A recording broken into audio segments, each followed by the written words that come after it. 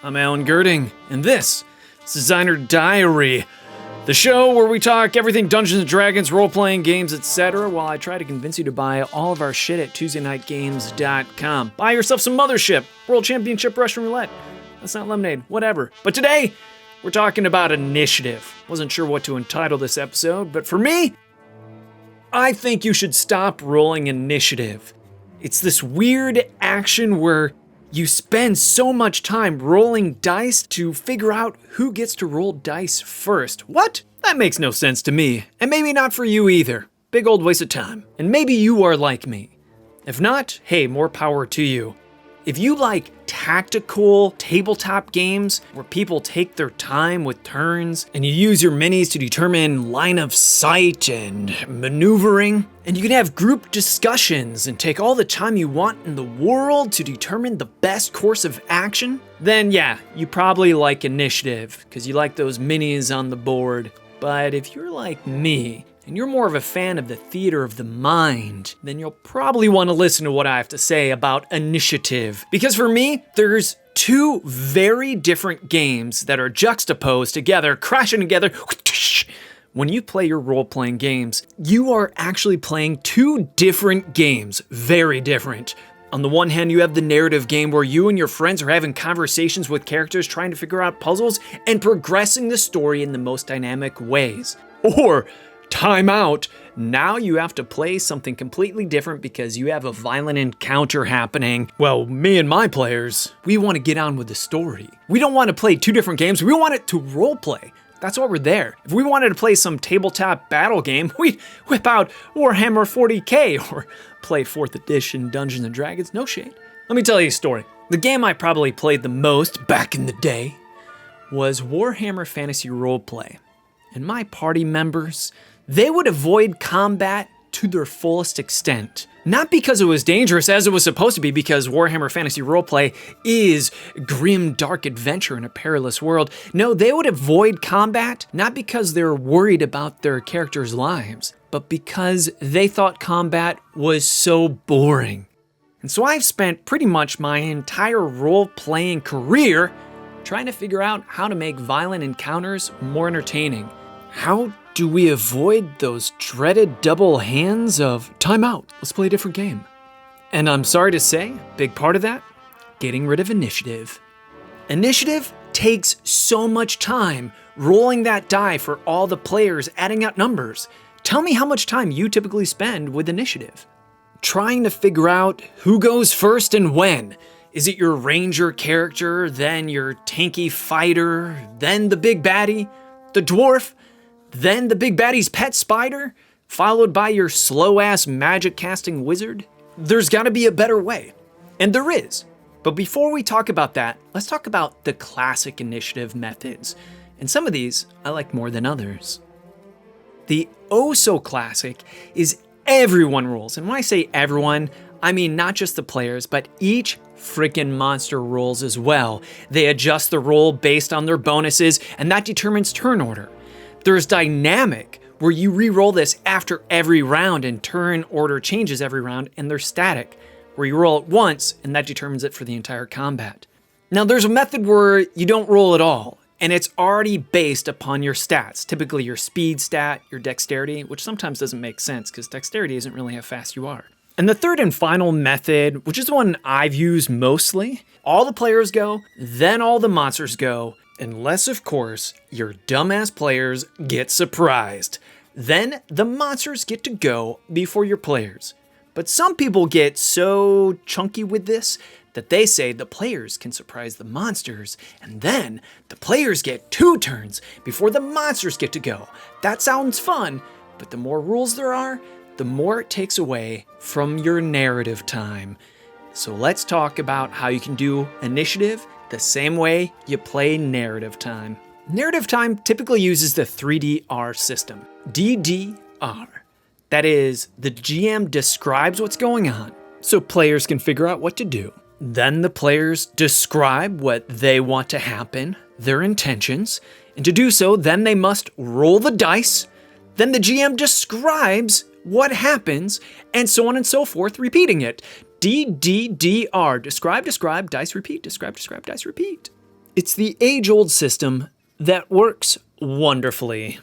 Combat should be no different. Instead of changing games, play it the exact same way. What? You may ask, how the heck do you do that? You may have several questions. If you're doing it narrative time-based in combat, how do you determine who goes first? I've come up with 3 methods. They're not entirely unique. You've probably heard these other places, but these are the ones that I try. My number 1 choice is round robin. You simply go clockwise around the table, asking one player after the other, what do you want to do? You've probably done this in your narrative time. You've done it in your social encounters. You've done it during puzzle encounters, trap encounters, and you can do it in your violent encounters. The difference is you want to rush the players to simulate that combat adrenaline rush. Quickly, what do you want to do, Narail? Answer! And if Narail can't answer within a reasonable amount of time, then you simply pass to the next player. What do you want to do, Lindsay? What do you want to do, Isaac?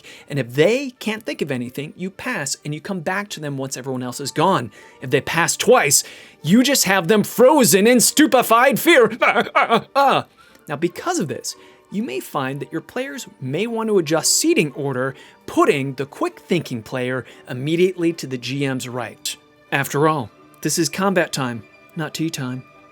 Another method I like is the hourglass method. All right, you all have 30 seconds to determine what you want to do before you get your asses kicked. And therefore you whip out this hourglass, and they have to decide quickly as the sand's going down. But you may say, but what if we need more descriptions? Well, that's when the GM tilts the hourglass on its side, essentially pausing time, therefore allowing players to ask questions without penalty. Is there a box I can hide behind? And the third and last one, and this is the more complicated one that's more immersive, it's all based upon the battle formation the players are in. Are your players in one straight line with your cowardly wizard in the back of the line, with your dwarf tank up front? Or do you have some other type of formation that you use? Based upon that, whoever's in the front, they get to go first. So there you go, 3 different methods, all to avoid rolling initiative and to add speed and immersion. But some other questions players may have is like, well, if you're going in narratively based, when do the monsters go? Do they go first? Do they go second? The answer is easy. They go when it makes sense to the story or what's going around on your game table. Did the players not even pass any perception checks? Did they just dive into a room Leroy Jenkins style? If so, well, then that determines the monster's turn. Next question some players have. What if I want to go first? I want to go before my player to my right. Well, the answer is even simpler than the previous question. If you want to go before someone else, then you just do it. If you can think quicker than them, then you say what you want to do before them, or simply ask them. Be polite, you know? There is this idea of etiquette around the table. Perhaps even more importantly is the concept that all the players are going at once. They may be taking turns telling you what they want to do in that round, but once the DM, the dungeon master, the warden explains what's happening based upon the die rolls, that's happening simultaneously. But here's my favorite question. What if I can't think as quickly as my character? Me, Alan Girding, I'm stupefied when I'm in combat. I'm Bozo the Clown, I'm too excited, I can't think straight. But my character is a smooth operator. This is a classic question. What if my character's charismatic and I'm not? Well, this is where preparation helps. One solution is you want to have prepared standard fight actions that you can just read off. But also, don't forget that everyone's there to help. There's nothing wrong with asking your game master, your dungeon master, hey, I need some help here. My character should do something awesome, but I need some help thinking of what my character would do. And you as a game master and the other players around can give suggestions.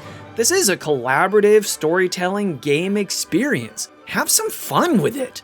And don't let this frustrate. It's supposed to simulate that quick, dangerous combat. But the most important question of all is, which method is best? We've talked about so many different initiative methods. My personal favorite, round robin. But my thorough recommendation is, for all of you, to try every single method of initiative, even if it's in the same game, maybe across different sessions. And then have your group decide, which one do you all like best? Because everybody has different tastes, different likes, different opinions. So do what you want. And let me know in the comments below, which method do you like best? Is there anything you felt I didn't cover? Did this piss you off? Leave a comment. Or are you like me and you love the round robin method where pass twice you freeze? While you're leaving a comment, don't forget to subscribe or die, share the shit out of this episode, like this video, buy all of our shit on TuesdayNightGames.com, and I hope you all have so much fun using initiative or not, playing a whole bunch of role-playing games. Thanks so much for joining me in Designer Diary. I love you.